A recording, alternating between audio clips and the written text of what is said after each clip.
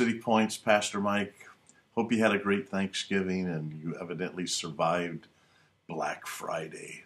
Do you ever wonder why they call it Black Friday? It has such a dark, ominous sound to it, Black Friday.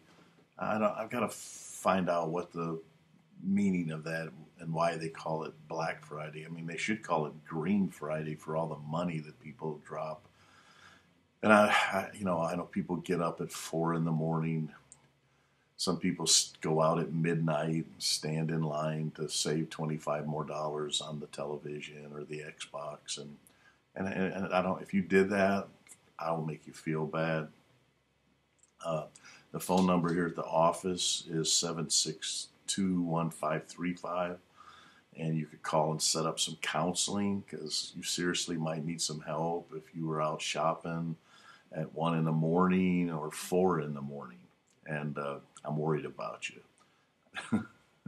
But seriously, this is Thanksgiving, and now we're into Christmas. So here we go, and we're in the countdown.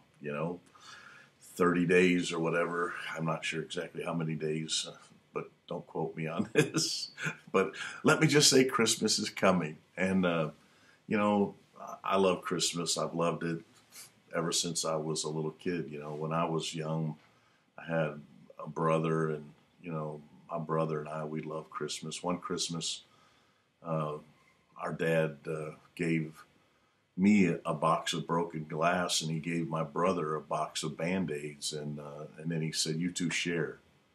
And so Christmas has always been really special around our house. And my two sisters, they were playing one day, and I heard my big sister say to my little sister, "Hey, let's play Christmas, and I'll be Santa Claus, and you be the present, and I'll wrap you up, and I'll give you away." And my family, has had a lot of love, and it was all about the giving. And so, we've always tried to give each other away. But that's what Christmas is all about, and Christmas is just a great time to express your love for your family, your love, for your faith. Christmas is traditionally, where a lot of people who are like mysteriously absent throughout the year all of a sudden come back to church. It reminds me of a story. There was a town that had just got overrun by squirrels, and there were 3 particular buildings in the town that got just strangely just attacked and overrun with these squirrels. And one was the town hall, the other was a hardware store, and the other one was the church in town. And so each one went about getting rid of the squirrels in a different way. The town hall decided to bring in cats, and that the cats would, drive the squirrels out and kill them and get rid of them. But when they turned those cats loose in the town hall, I mean, they just tore up all the files and ripped through everything, and the place looked like a tornado had went through it. And then when they got rid of the cats, the squirrels just snuck back in. So the town hall, didn't handle it in the best way. But then the hardware store decided, well, they were going to be more humane about it. And so they bought traps, and they trapped all the squirrels. And then they took the squirrels a couple miles out of town, and they let them go, and then, PETA was happy about that because the squirrels were treated humanely, and I think that's a good policy, the way to treat animals. I love animals, and actually I like my animals right next to my mashed potatoes and gravy, and just kidding. So anyway, they trapped all the squirrels, and then a couple weeks later, though, they all came back. They found their way back, and so trapping them wasn't a good idea. But then the church came up with the best solution of all. The church took all the squirrels, and they put them all through the growth track, made them all members, and And then after they became members, they never saw them again until the following Easter and then the next Christmas. So that's a joke, folks. So anyway, so this is the holidays. This is kind of a test email. You notice I got a new intro with no copyrighted material in it. It's all homegrown, kind of homemade, and hopefully it will get through. So this is kind of that test email to see if I can get this to work. I do want to tell you how much I appreciate you. I want you to invite you to come out Sunday.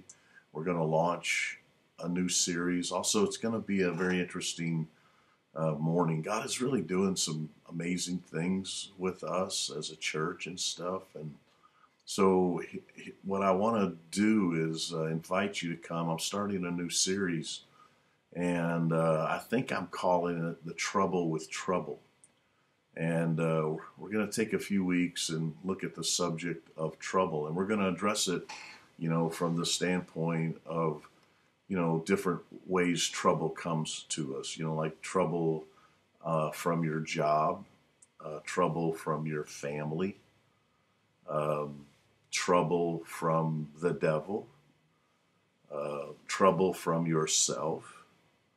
And then this one might like mess with you, but I'm going to deal with the subject is, what do you do when your trouble is from God? And because that's a very real possibility that the trouble that you're dealing with might be from God. And it's not that God is trying to get you, but that God is trying to get you. And if you don't understand that, that's why you need to come and hear and learn about the trouble with trouble. And I think, trouble is something we all face. You're all of us are either in the midst of a trouble, we're coming out of trouble, or we're heading into trouble. We're in one of those three areas. So I think it's important to learn about how to deal with it and how to walk your way through it and not live in denial about it. And so we're going to deal with that issue. And Jesus said, in the world you will have trouble. The King James word is tribulation. And actually we're going to break that word down and show you what it really means. And I think you'll understand it when you learn the New Testament word and the New Testament meaning behind that word tribulation. It's packed with meaning, and it's also something that we know by experience, but it's very hard to put it into terms. So Jesus said, though, you will have trouble, you will have tribulation, but be of good cheer. I have overcome the world. And so, what does that mean? What does that represent to us as a believer? Because the person who tells you, well, you're a Christian, you'll never have any trouble. Well, that's just a flat out lie and denial of what Jesus said. Jesus said you will have trouble. That doesn't mean that, that you are the trouble. It doesn't mean that sometimes that you caused the trouble. And sometimes it means that you just were in the right place at the wrong time, and trouble broke out, and now you're in a dilemma. And so what do you do? How do you deal with it? How do you walk through it? How do you not just survive it, but you come through it with blessing and with victory? So that's what we're going to look at. I encourage you to come out. I appreciate you so much. Thanks to everyone who helped out with the community Thanksgiving meal. It was awesome. Many hundreds of people were blessed. Great fellowship, great times in the volunteers, and thank you for all who worked. Thank Tammy for her efforts in getting it all together and organizing. It was an amazing effort, and it's just a great thing to bless our community. Now we're heading into Christmas. as a church, I want to challenge you to join us as we endeavor to bless the children of parents who are incarcerated at Kimbrough.